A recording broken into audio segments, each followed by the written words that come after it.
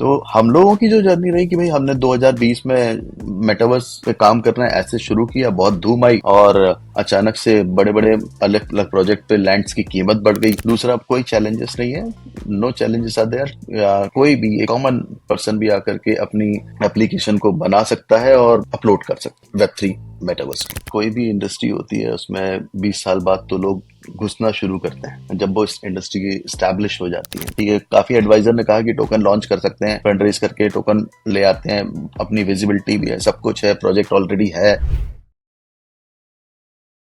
Welcome to digital दुनिया। आज हमारे साथ है मनीष, जो कोबॉक्स मेटावर्स के फाउंडर है। Welcome to the show Manish. Thank you Apu, thank you very much for having me. ये बातचीत बहुत मज़ेदार रहेगी क्योंकि Manish, pass it on to you, but आप लखनऊ से हो। मेरा कोई पिछले जन्म का नाता लगता है मुझे लखनऊ से, मुझे काफ़ी अट्रैक्ट करता है और मुझे एक बार होकर भी आया जैसे मैंने आपको बताया, तो वो बात हम करेंगे hopefully. But before we jump into it, मुझे ये पूछना है आपसे कि आपकी जर्नी वेब3 में कैसे शुरू हुई? तो ये तो सवाल किसी से भी पूछोगे तो सभी की जर्नी बिल्कुल स्टार्ट भी नहीं हुई, अभी तो 2 4 5 साल हुए हैं। कोई भी इंडस्ट्री होती है उसमें 20 साल बाद तो लोग घुसना शुरू करते हैं जब वो इस इंडस्ट्री की स्टैब्लिश हो जाती है। और हमारी वेब3 इंडस्ट्री की पोजीशन आप देख सकते हो, तो कभी हम 75K को एंजॉय कर रहे हैं, तो कभी अभी 55 या 56 के आसपास बीटीसी ट्रेड कर रहा है। तो बहुत ज्यादा फ्लक्चुएशंस हैं। और आमतौर पर जब एक मार्केट में इतना डर, उतना उतार चढ़ाव होता है, तो लोग जो नए एंटरप्रेनर हैं वो डरते हैं आने के लिए, क्योंकि उनको आदत हो चुकी है स्टेबल मार्केट की। तो वेब3 में जो लोग चांस या रिस्क ले रहे हैं, तो वो मेरे हिसाब से उनको मालूम है कि ये प्रोजेक्ट है, ऐसा ऐसा है, और उनका प्रॉपर माइंड सेट है कि भाई मिलेनियर बन के रहेंगे और इससे आसान रास्ता हो नहीं सकता। हाँ, इसमें बहुत सारी मुश्किलें हैं, बहुत सारे चैलेंजेस हैं, लेकिन उसको दरकिनार करते हुए आगे बढ़ा जा सकता है। तो मेरी वेब3 जर्नी का मैं आपको बताऊं कि 2015 के आसपास मैंने अपना पहला बिटकॉइन खरीदा, और उससे पहले मैं real estate and construction business में था। और मुझे किसी ने बताया, और उन्होंने ऐसे ही फ्री में कि बस आप 1,000 रुपए डाल के रखो, और वो 1,000 रुपए उन्होंने एक जो एप्लीकेशन चलती थी हमारे यहाँ इंडिया में बहुत ज्यादा, तो उस एप्लीकेशन में डाल दिया। तो मैं देखता हूँ, मैंने वो एप्लीकेशन खोल के भी नहीं देखी। फिर एक दिन उसका फोन आया कि भाई आपने वो एप्लीकेशन खोल के देखी, उसमें मैंने आपको 1,000 रुपए गिफ्ट दिया था। वो मेरा दोस्त ही था। तो मैंने कहा कौन सी एप्लीकेशन, मैं तो नाम भी भूल गया, फिर उसने नाम बताया। तो मैंने देखा कि उसमें 1,000 के वो करीब 1,200 रुपए हो गए, उसमें बैलेंस दिखा रहा था। और उसका जब वो डाउनलोड करा के गया, मेरा केवाईसी वाईसी करा के गया, उसके बाद में जो टाइम ड्यूरेशन था वो सिर्फ 15 से 20 दिन का था। तो 2015 का टाइम था, और 2016 में हाल्विंग थी बिटकॉइन की। तो उससे पहले जो बिटकॉइन में मूवमेंट होते हैं, तो ये मुझे तो नहीं पता था, शायद उसको भी नहीं पता होगा, लेकिन लोगों को ये पता था कि हाँ रेट बढ़ रहा है, तो पैसा बढ़ रहा है। 1200 हुए, 1200, चलो ठीक है हो गए होंगे। फिर देखा यार 1300 हो गए, 1400 हो गए, 1500 हो गए, और जब वो 1,000 रुपए के वैल्यू 2,000 हो गई, और इसमें करीब 3 4 महीने का समय लगा। तो बीइंग अ बिजनेसमैन, हम लोग रियल एस्टेट या कंस्ट्रक्शन बिजनेस में हैं, तो बड़ा टफ होता है। मतलब आपको अपने जो इन्वेस्टमेंट्स हैं या जो बिजनेस में भी आप काम कर रहे हो, उस वहां से प्रॉफिट निकालना बहुत इतना ज्यादा मार्जिन होता नहीं है। तो हमें मालूम था कि भाई हमने इतने इतने करोड़ का ये काम किया है, इसमें इतना परसेंट बचना है, गवर्नमेंट का ये काम है, या बिल्डिंग बना रहे हैं उसमें इतना परसेंट बचना है। सिंपल कैलकुलेशन है, सिंपल कैलकुलेशन। और ये भी मालूम होता है कि भाई टाइमली अगर प्रोजेक्ट कंप्लीट नहीं करोगे तो उसमें कॉस्टिंग बढ़ जाएगी, तो जो प्रॉफिट बनाने वाले हो वो भी चली जाएगी, वो भी चली जाएगी। तो टाइम प्रेशर बहुत ज्यादा रहता है।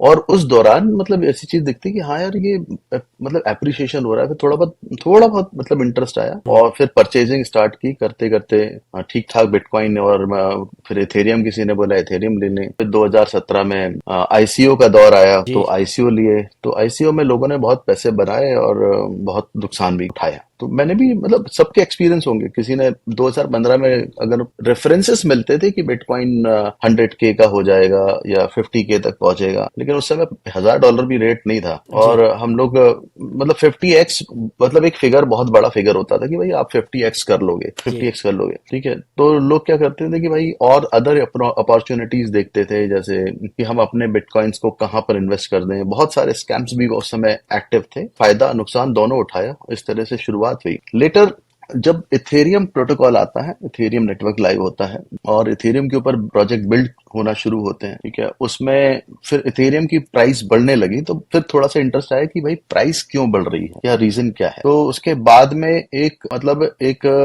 कह सकते हैं ना कि एक रिसर्च का सब्जेक्ट आया कि चलो देखते हैं, पढ़ना शुरू करते हैं, यूनिवर्सिटी ज्वाइन करते हैं। यूनिवर्सिटी पे तो पहले ही थे ही हम लोग, तो यूट्यूब यूनिवर्सिटी में देखा और काफी सारे रेफरेंसेस मिले, फिर वेब थ्री के सब्जेक्ट्स दिखे, उसमें रेफरेंसेस मिले। तो ये मतलब 18-19 से एक माइंड सेट बनना शुरू हो गया था कि हम वेब थ्री में कुछ बढ़िया कर सकते हैं। क्या कर सकते हैं ये नहीं मालूम, ये नहीं मालूम था। मनीष, मैं इंटरजेक्ट करता हूँ, क्योंकि आपने जो अब तक बताया वो बहुत ही कॉमन स्टोरी है। यानी हर सभी के साथ में। हर यूनिक बंदे की ये एक कॉमन स्टोरी है। तो हर कोई like attraction, money attracts people, right?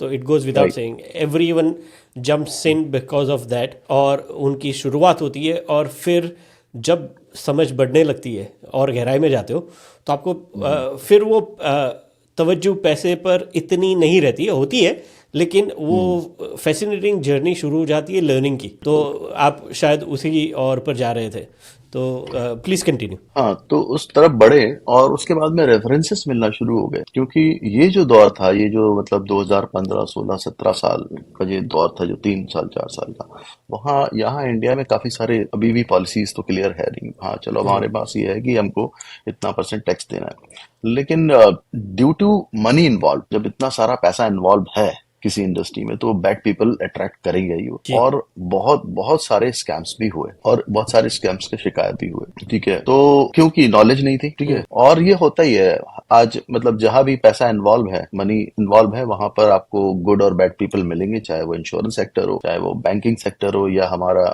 जो मिल्क दूध हम पीते हैं उसमें कितनी मिलावट हो रही है, पनीर कितना मिलावट हो रही है इंडिया में। तो ये कॉमन फैक्टर है कि भाई लोग आसानी से पैसा बनाना चाहते, लेकिन बीइंग अ इन्वेस्टर ये आपको देखना पड़ेगा कि ये फाइनेंशियल एडवाइस नहीं है कि क्या रीजन है। इथेरियम जब 2016-17 की बात, 15-16 की बात थी, $5 के से शुरू होकर के आज $5,000 तक टच हो रहा है। तो उसके पीछे एक, अगर आप बिजनेस करते हो तो आप पैसे कमाने के लिए बिजनेस करते हो, आप अपनी कंपनी के वैल्यूएशन बढ़ाते हो, बनाना चाहते हो, आप अपनी मार्केट कैप बनाना चाहते हो, इंक्रीज करना चाहते हो, टर्नओवर बढ़ाना चाहते हो। तो एक सवाल आता है कि ये कैसे हो रहा है, इसके पीछे की बिजनेस मॉडल क्या है और कैसे एडवांटेज है। प्राइस, किसी भी चीज के प्राइस बढ़ रहा है तो क्यों बढ़ रहा है, इसका मतलब है डिमांड है। डिमांड है तो डिमांड क्यों है। अब उस दौरान देखे कि काफी सारे प्रोटोकॉल्स इथेरियम पे एम्प्लॉय होना शुरू हो गए, लेयर 1 का से लेयर 2 के कल्चर स्टार्ट हो गया, और इसी दौरान इंडिया में हमारे को और रेफरेंस भी मिल गए कि अब हमारे पास में स्टोरीज मिल गई कि इस तरह से काम करना है। चाहे वो संदीप हो या निशल हो या सुमित गुप्ता हो, इन्होंने ये वेब3 इंडिया के लिए एक आइडियल है और एक अच्छे बिजनेस मॉडल को एस्टैब्लिश किया कि इस तरह से कंपनियां चलाई जाती हैं। और इन्होंने बहुत सारे नए एंटरप्रेन्योर्स को एक रास्ता दिखाया कि जो भी मार्केट में चल रहा है उसके साथ साथ आपको कुछ जो मतलब कहते हैं प्रोटोकॉल्स के हिसाब से, कुछ नियम के हिसाब से आप आराम से बिजनेस कर सकते हो, और इसमें एक अच्छी अपॉर्चुनिटी वेब3 में देख सकते हो। तो 2020 में 20-21 के टाइम पे कोविड का दौर था, सब लोग घर ही बैठे हुए थे 2019-20 में, और बहुत अच्छा समय मिला, ठीक है। कंस्ट्रक्शन बिजनेस हमारे टोटल बंद थे जी। और बहुत अच्छा समय मिला रिसर्च करने के लिए। बाकी मैं साइड बाय साइड टेक्नोलॉजी से हमेशा जुड़ा रहा और drop shipping, e commerce websites और ये सारे काम चलते रहे साथ साथ। तो तो मनीष, मैं फिर से इंटरजेक्ट करूंगा, just to make sure that ये टॉपिक से हम जब आगे जा रहे हैं तो इसको पैराफ्रेज कर रहा हूँ तो लोगों को समझने में आसानी हो। तो मेरी भी जर्नी कुछ आपके जैसी है। मैं थ्रू एंड थ्रू फाइनेंस में था, बट टेक्नोलॉजी से काफ़ी इंस्पायर्ड रही है हमारी जनरेशन, मैं ये कह सकता हूँ, राइट? तो हम we were the first early adopters in every which way of every internet revolution जो लेट 90s से शुरू हुआ, तब से हमने देखा हुआ है। तो करते करते वही 2000 मेरी एंट्री, लाइक मेरे पहचान वाले इंटरेस्ट आ गया था 15-16 में, but I was very sceptical, तो मैं उससे परहेज करता था। 2017 से एंट्री हो गई, फिर वही आपकी जैसी कहानी है। बट ये बताना बहुत ही ज़रूरी है सुनने वालों के लिए कि ये जो भी बात मनीष ने कही है, चाहे वो स्कैम्स की हो, चाहे वो इन्वेस्टमेंट्स की हो, चाहे वो अपॉर्चुनिटीज़ को, ये बात सब सही है। और मैं एक चीज़ आपको बताना चाहता हूँ Manish, thank you for joining in on this podcast, क्योंकि my only goal is with ये जो सीरीज हम कर रहे हैं टू कवर वेब 3 इंडिया। तो आपने ओके। निश्चल की बात की, आपने संदीप की बात की, सुमित दास की बात की, ऐसे जो कई सारे कोलकाता। नाम हैं इंक्लूडिंग योर्स, राइट? तो everyone is playing some critical role in development of this industry. तो वही कहानियाँ मुझे पसंद आती है, वही कहानियाँ मैं कवर करना चाहता हूँ, और मैं आशा करता हूँ कि आपकी कहानी और इन सब की कहानी सुनकर अगर कहीं कोई इंस्पायर होता है and if they start their own journey, बहुत खुशी होगी। तो अब चलते हैं 2020 के बाद, कोविड के बाद, कोबॉक्स मेटावर्स कैसे शुरू हुआ ये? हम लोग को बहुत अच्छे रेफरेंसेस मिले कि किस तरह से दुनिया एक इको फ्रेंडली तरीके से भी आगे बढ़ सके। कोविड में जो नुकसान हम लोगों ने झेले या जो देखा, लाइफ की वैल्यूज पता चली और रिलेशन की वैल्यूज पता चली, कोविड ने सबको सिखाया। और ऐसा आप किसी भी स्कूल या किसी भी इंस्टीट्यूशन में नहीं सीख सकते थे जो उस दौरान हम लोगों ने सीखा। और कितने हेल्थ कॉन्शियस होना है, क्या करना है, क्या नहीं करना है, और सभी लोग उस समय उस जो भी डॉक्टर कह रहे थे उसको मानने को तैयार थे। और हम लोगों ने काफी अपने करीबियों को खोया भी है, तो दुख भी है उस बात। लेकिन कहते हैं ना कि जब जैसे आपदा में अपॉर्चुनिटी ढूंढना, मोदी जी ने कहा था, यहाँ पर एक बहुत अच्छा रेफरेंस मिलता है कि कैसे हम वर्चुअली, और मेरे भी काफी दोस्त हैं जो पहले बैंगलोर में हुआ करते थे, गुड़गांव में हुआ करते थे, और वो लोग आज मतलब वर्क फ्रॉम होम कर रहे हैं सिंस कोविड, और वो जाना नहीं चाहते। वो फैमिली के साथ में रह रहे हैं, घर का खाना खाने को मिल रहा है उनको, ठीक है, पार्टी हो ही जाती है, चलो अच्छी बात है। लेकिन सबसे बड़ा जो इंटरेस्ट आ रहा है कि एक तो उनकी प्रोडक्टिविटी बढ़ गई, ठीक है, प्रोडक्टिविटी बढ़ गई है। और कंपनीज को क्या चाहिए, हम जो आपको टारगेट दे रहे हैं, जो हमारे को रिक्वायरमेंट है, जो आपके टास्क हैं, वो पूरे हो रहे हैं टाइमली। और हमारा हमारा जो एक्सपेंसेस जो था, जो कंपनी एंड से एक्सपेंसेस थे, वो रिड्यूस हुए हैं काफी, ठीक है। तो मतलब HRA और ये सारे जो अनाउंसेस अलग से देने होते थे, वो कंपनी ने कम की। कंपनी का रेंट बच रहा है, और कंपनी के इलेक्ट्रिसिटीज बिल रिड्यूस हो गए, क्योंकि वही प्रोडक्टिविटी अब उनके घर से आने लगी। तो यहाँ पर एक बहुत अच्छा बिजनेस मॉडल दिखता है कि हम वर्चुअली कनेक्टिविटी को कितना आसान बना सकते हैं। और कनेक्टिविटी अगर आसान होगी तो लोग इकट्ठा होना शुरू हो जाएंगे, यूजर्स, जी। ठीक है। हाँ, कनेक्टिविटी आसान होगी और उनको थोड़ा बहुत मजा आ रहा होगा, ठीक है, क्योंकि मजा इन द सेंस कि उनको या तो एंटरटेनमेंट मिल रहा है, सीखने को मिल रहा है, और क्लोजर मिल रहा है, तो लोग इकट्ठा होना शुरू हो जाएंगे। और जहां पर लोग इकट्ठा शुरू होने हो जाएंगे, तो वहां पर बाजार बनेगा ही बनेगा, ठीक है। 50 लोग हैं, अभी आप जाइए किसी भी गांव में खड़े हो जाइए, एक बस रोकी है, वो बस खराब हो गई है, ठीक है, और 50 लोग उतरते हैं, आसपास कुछ भी नहीं है, थोड़े दूर एक गांव है, बंदा आएगा और पानी बेचना शुरू कर देगा, दूसरा आएगा वो पान मसाला वगैरह बेचना शुरू कर देगा, अगर इंडिया जी की बात करूं, जी तीसरा जी। आएगा वो चाय बेचना शुरू कर देगा। तो इस तरीके से जो बिजनेस है, रुकी तो बस ही थी, और एक बिजनेस वहां पर बन गया, एक इकोनॉमी बन गई, और उस बस ने यानी कितने लोगों को एम्पावरमेंट, उस एम्प्लॉयमेंट मिला, बिजनेस मिला। तो सेम इंटरनेट के साथ में, इंटरनेट पे इतने सारे लोग आ रहे हैं, यूजर आ रहे हैं, अपना टाइम दे रहे हैं। तो और जिस तरह से हम देखते हैं कि फेसबुक पे हुआ, या अपना गूगल के साथ हो रहा है, या इंस्टाग्राम पे हो रहा है, जब आप लोग इकट्ठा हो रहे हो तो बिजनेस अपॉर्चुनिटीज बन रही है। लेकिन दुर्भाग्य ये है कि लोग इकट्ठा हो रहे हैं, नेटवर्क शेयर कर रहे हैं, नेटवर्क ओन नहीं कर पा रहे हैं, और उस नेटवर्क से वो इंसेंटिवाइज भी नहीं हो रहे हैं, जी जबकि वो उस नेटवर्क में वैल्यू ऐड कर रहे हैं। सही चाहे आप अपनी किसी लोकेशन पे खड़े होकर के टैग करते हो और आप फोटो खींचते हो, डालते हो कि I am here gateway of India, या मैं बुर्ज खलीफा पर हूँ, तो आपने उस पर्टिकुलर नेटवर्क की वैल्यू तो ऐड कर दी, और हजारों लाखों लोग, करोड़ों लोग ऐसा काम कर रहे हैं। ये लोग जो काम कर रहे हैं उसको कंपनीज बहुत अच्छे तरीके से यूटिलाइज कर रही हैं वेब 3, वेब 2 में। और ये जो काम है, ये कैसे डिसेंट्रलाइज मैनर में हो सकता है, और हम सबसे पहले कि हम जो डेटा या जो नेटवर्क इस्तेमाल करते हैं, बीइंग अ यूजर, हम उसमें अपना पार्टिसिपेशन कैसे दे सकते हैं, हम उस नेटवर्क को ओन कैसे कर सकते हैं। तो ये वेब 2 में इस तरह की कोई फैसिलिटीज नहीं। इतना बड़ा डेटा है, सब लोग, हम लोग वैल्यू ऐड कर रहे हैं, हम लोगों ने गूगल बना दिया, हम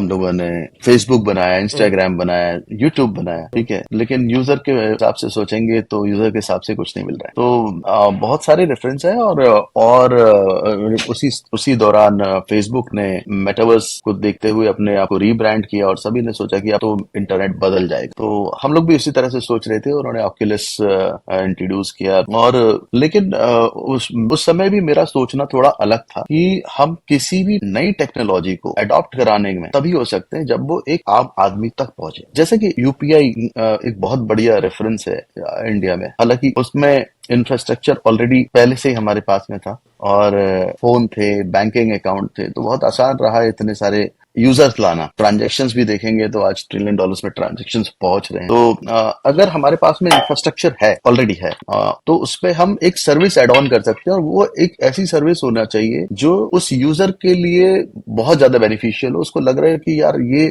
चीज मिल गई तो बहुत अच्छा है। हालांकि मेटा जब अनाउंसमेंट हुआ तो मेटावर्स की तो बिल्कुल बाढ़ आ गई। 2-3 जो हमारे एग्जिस्टिंग प्रोजेक्ट थे उनकी एकदम से वैल्यूएशन बढ़ गई। और आज हम देखेंगे तो लोग तो ये कह रहे हैं कि मेटावर्स इज डेड, ठीक है। और काफी सारे आर्टिकल भी इसमें आए हैं कि जो टेक्नोलॉजी आई थी वो आने से पहले ही चली गई। तो उसके पीछे मैं समझता हूँ कि अभी फेसबुक का तो अच्छा स्टेप था ही, और उन्होंने मार्क जकरबर्ग ने पूरी कोशिश की कि हम दुनिया को नया दें और वो उस पर काम कर रहे हैं। देखिए, जो भी कोई प्रोडक्ट बनाता है, जो विजनरी प्रोडक्ट लॉन्च कर रहा है, जो फाउंडर है या वो उसने इतनी बड़ी कंपनी चलाई है, उसको वो आज के लिए नहीं बना रहा है। और लोग क्या चाहते हैं कि आज अगर कोई प्रोडक्ट कंपनी या सर्विस लॉन्च हुई है तो उसको आज ही एडवांटेज मिलना चाहिए। तो वो आज के लिए नहीं बना रहा है, वो 5 साल 10 साल 15 साल बाद के लिए बना रहा है। और जब वो टेक्नोलॉजी या टूल्स हार्डवेयर सपोर्ट करने लगेंगे तो किस तरीके से एडॉप्शन होगा हम नहीं जानते। नहीं, आप बिल्कुल सही कह रहे हैं, क्योंकि अगर मेटावर्स तो एक नाम है, बट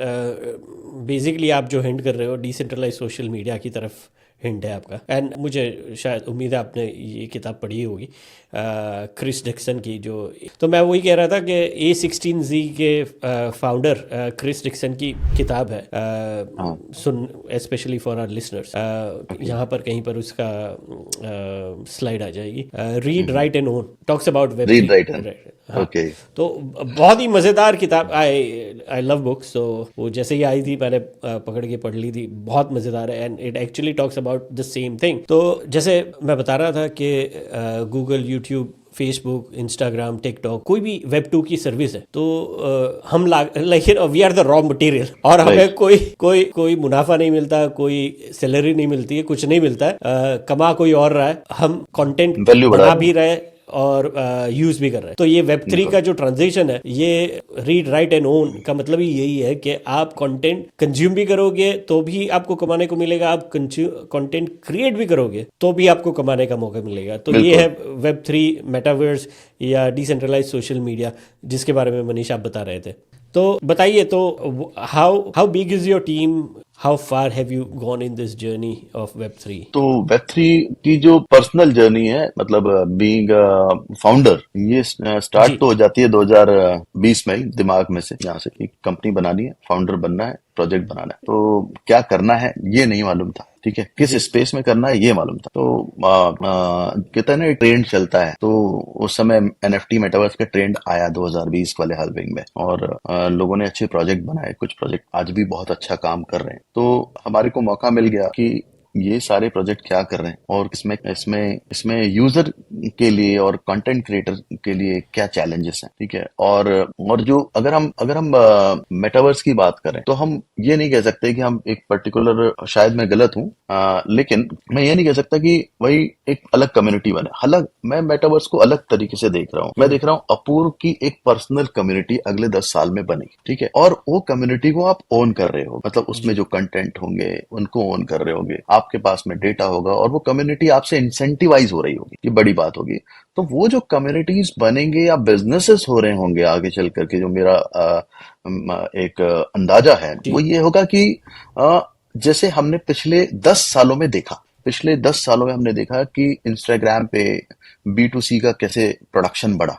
आप अगर इंस्टाग्राम को हटा दो और गूगल डिजिटल मार्केटिंग को हटा दो, तो आप B2C प्रोडक्ट जो इंडस्ट्री डेवलप हुई है, उसका आपको मतलब कुछ भी एक बिजनेस मॉडल दिखने वाला नहीं है, कोई भी सक्सेस दिखने वाला नहीं है। Yes, absolutely. तो वहां पर एक अपॉर्चुनिटी मिली क्रिएटर्स को एडवांटेज लेने के लिए। लेकिन अब अगर हम बात करें कि डिजिटल स्पेस, वर्चुअल स्पेस, क्योंकि आज हमारी जो जनरेशन है, जो मेरी जो जनरेशन, तो हमने ये देखा है कि हमारे घर में लैंडलाइन लगा, ठीक है, लैंडलाइन लगा, और हम जब नहीं था तब हम पड़ोसियों के घर आते जाते थे, बुलाने कोई आता था कि फोन आया। तो ये फेज से हम लोग निकल करके आए, मोबाइल देखा, तो बहुत एक्सपेंसिव इनकमिंग कॉल्स, उसके बाद में हमने साइबर कैफेज भी देखे। और अगर आप बिजनेस या एंटरप्रेन्योर थॉट है तो आप ये भी देख रहे हो कि साइबर कैफे का बिजनेस पिछले 20 साल में कितना बदला है। साइबर कैफे से पहले वो सीडी बेचा करता था, या वो वीसीआर रेंट पे चलाया करता था, राइट, वो सीडी प्लेयर, वीसीआर फिल्में हम लोग डीवीडी रेंट पे लाते थे, और उसने अपना बिजनेस बदल लिया उसी बंदे ने। मैं ऐसे बहुत सारे आपके भी,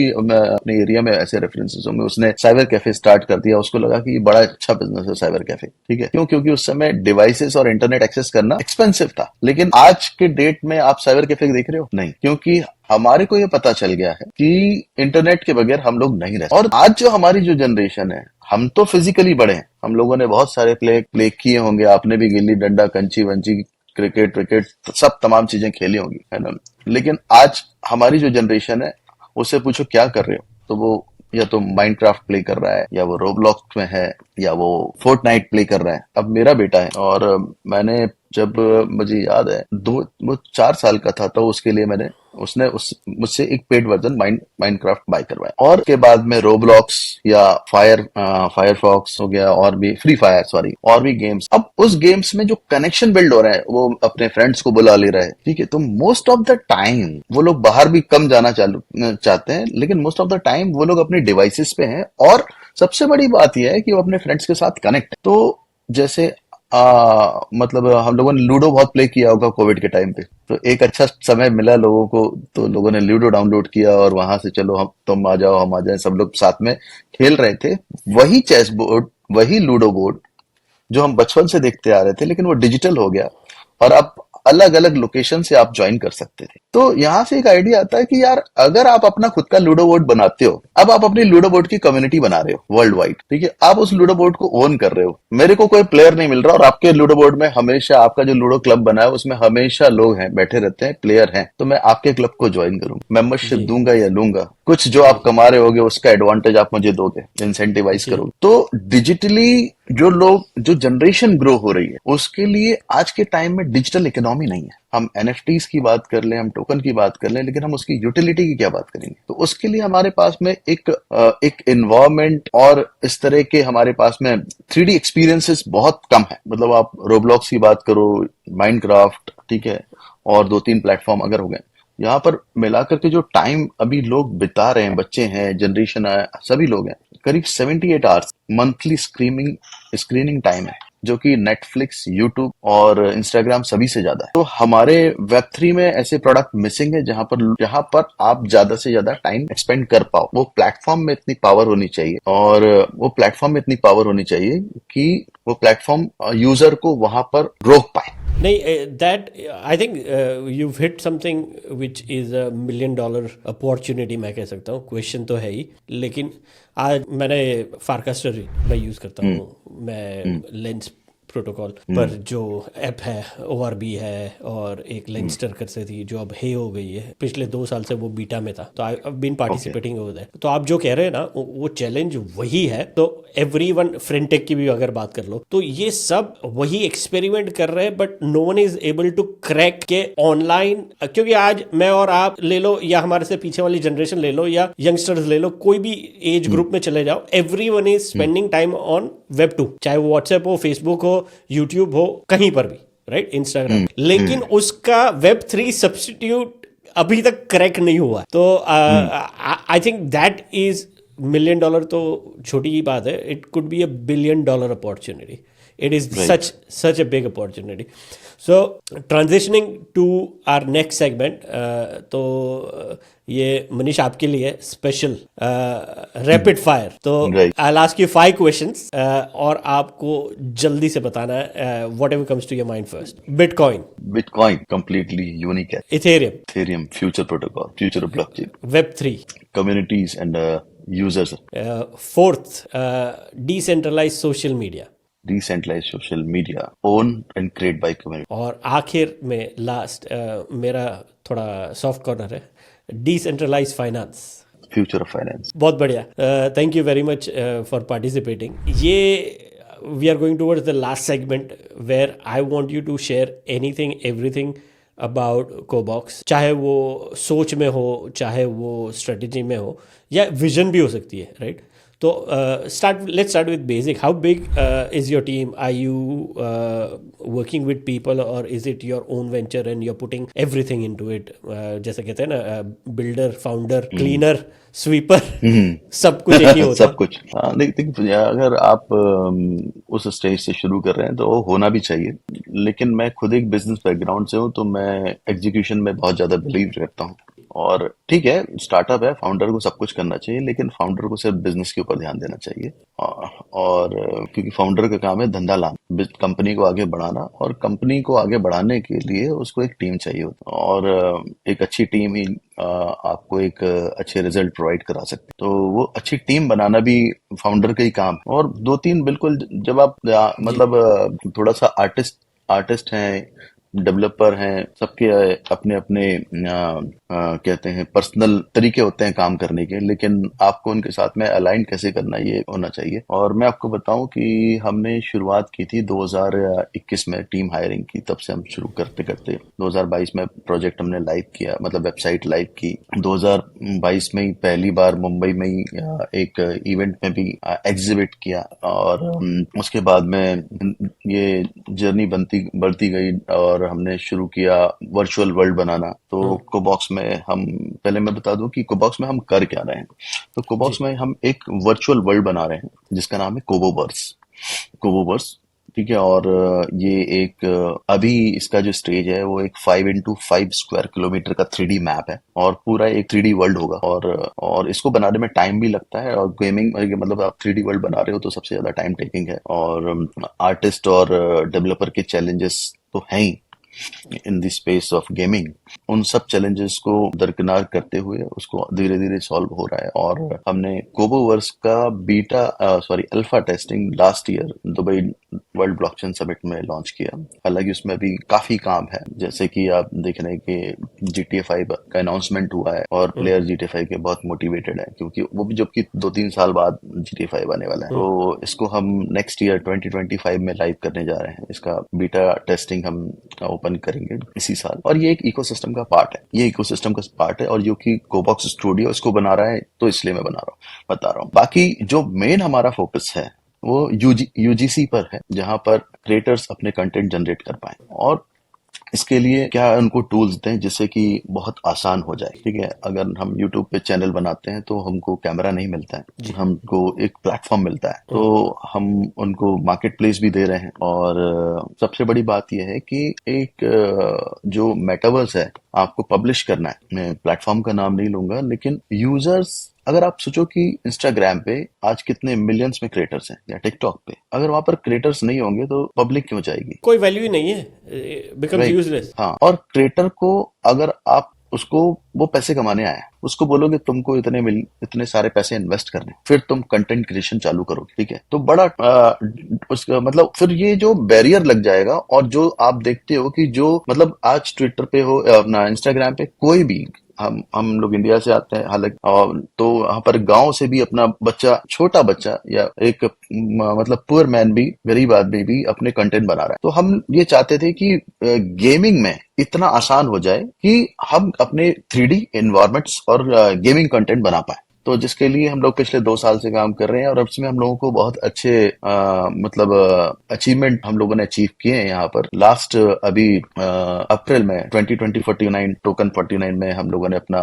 नो कोड कोबॉक्स स्टूडियो का बीटा लाइव किया है, क्या और बात। We are getting wonderful response, ठीक है, फ्रॉम दी कॉमन यूजर। जो गेमर डेवलपर हैं वो नहीं, और एक आम आदमी को जब मजा आने लगे तो डेवलपर छोड़ दीजिए, ठीक है। मतलब कि मैं वेबसाइट बनाना चाहता हूँ, ठीक है, मुझे टूल्स मिल गए, तो मैं फिर डेवलपर हायर नहीं करूंगा, भले ही मुझको 2 दिन की जगह 20 दिन लग जाए। क्यों? क्योंकि मैं उस जर्नी को एंजॉय करना चाहता हूँ, और ये मैं ओनरशिप क्लेम करना चाहता हूँ कि ये जो क्रिएशन है वो मेरे द्वारा बनाई गई है। तो कोबॉक्स यूनिवर्स जो प्लेटफॉर्म है वो आपको अपॉर्चुनिटी दे रहा है कि आप अपने 3D कंटेंट वहां पर, 3D एक्सपीरियंस जो आपने बनाए हैं नो कोड स्टूडियो से, वहां पर पब्लिश कर पाए। पब्लिशिंग में आते हैं तो पब्लिशिंग एक बहुत बड़ा चैलेंज है, और जो एस्टैब्लिश मेटावर्सेस है वहां पर भी अभी 5,000 क्रिएटर ने पब्लिशिंग नहीं की। रीजन, क्योंकि उसके लिए कॉस्टिंग बहुत ज्यादा है। अब हम उसी प्रॉब्लम को सॉल्व करने की कोशिश कर रहे हैं और काफी हद तक हम लोगों ने इसको सॉल्व किया है। और जो कोबॉक्स का लॉन्च देखेंगे आप, तो मुझे लगता है जिस तरह से हमको रिस्पॉन्स मिल रहा है और जो हम लोगों ने प्लान किया है,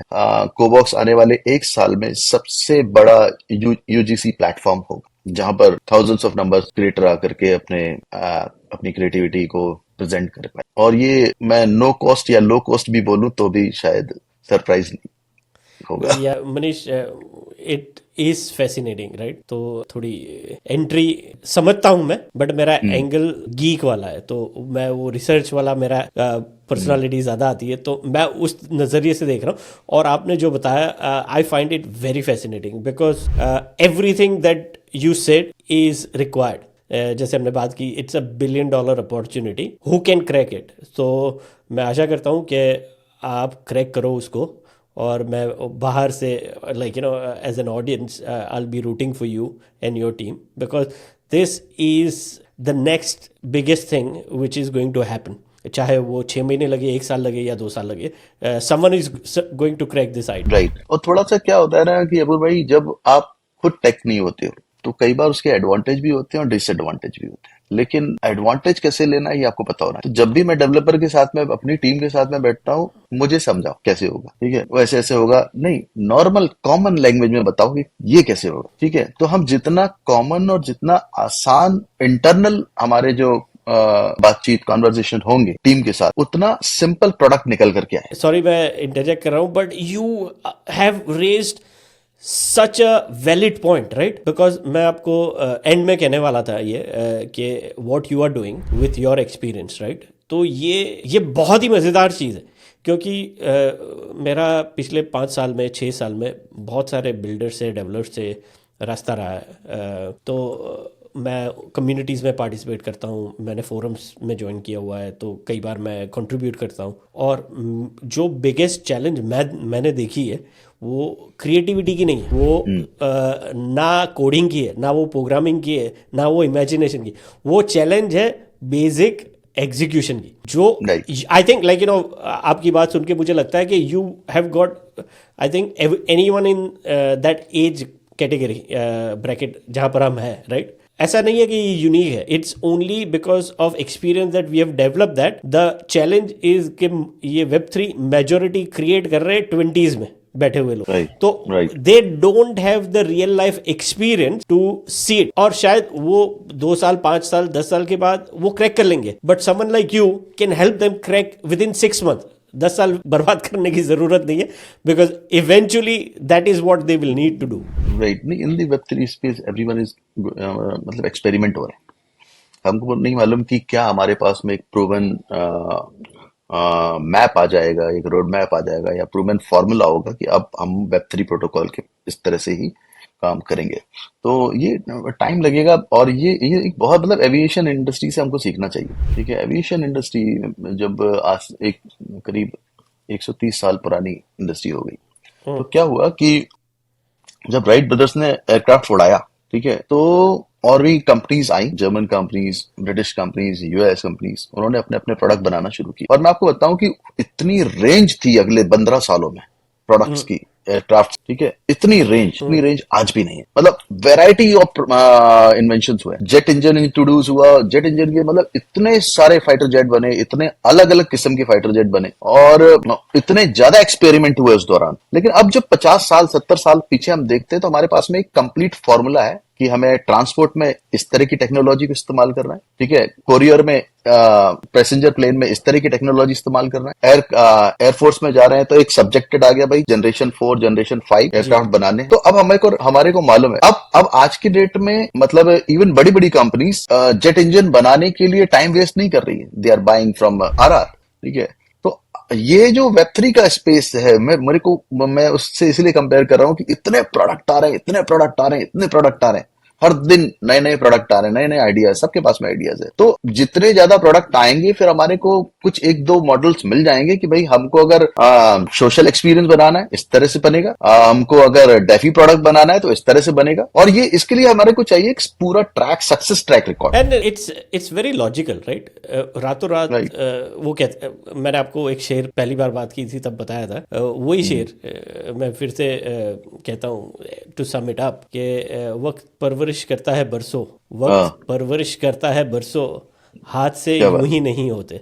तो बहुत it सही will take फरमाया। time. On a final note, Manish, is there anything else you want to add? Anything else you want to say, or any final thoughts before we conclude? तो मैं आपको ये बताना चाहता हूँ सभी लोगों को, आपके जो व्यूअर्स हैं उनको, कि आइडिया आना जरूरी है। आपके दिमाग में आइडिया है, अच्छी बात, सभी के दिमाग में आइडिया है, लेकिन उस आइडिया को फ्लोर पे लाना उससे ज्यादा जरूरी है। उसको फ्लोर पे लाना, उसको एग्जीक्यूट करना, क्योंकि एग्जीक्यूशन इज टफेस्ट टास्क। क्यों? क्योंकि आपको हर दिन एक ही काम करना है, ठीक है, और वो कई महीनों तक, कई हफ्तों तक, कई सालों तक उसी तरह से काम करना है। और अक्सर क्या होता है कि लोग एक ही काम करके बोर हो जाते हैं, ठीक है। मैंने अभी पिछली जो 3-4 साल की हमारी जर्नी है, ठीक है, और मोस्ट ऑफ द टाइम हमें वेब3 के दोस्तों से, फाउंडर से मिलने का मौका मिलता है, ठीक है। मैं देखता हूँ कि 3 ही महीने बाद बोलते हैं now I am building this, ठीक है, before I was building that, ठीक है। तो एक स्टेबिलिटी लाना जरूरी है, ठीक है, स्टेबिलिटी लाना जरूरी है। और सबका माइंडसेट कुछ अच्छा करने का ही है, इसीलिए हम लोग वेब3 में है, कुछ बड़ा करने का है। सब लोग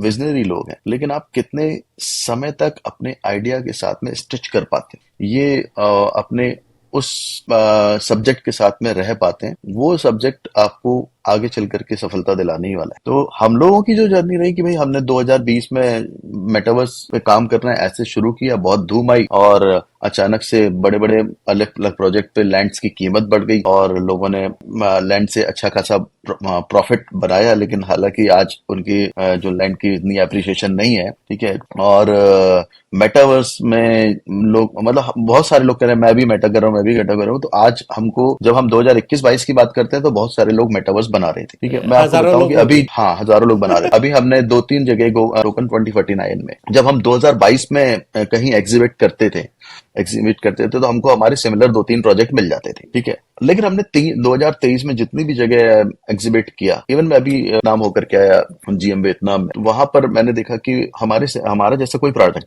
ठीक है, तो लोग थक चुके हैं। और क्योंकि कई बार ये होता है कि भाई जो हवा चल रही है उसमें घुस जाते हैं और बना लेते, ठीक है।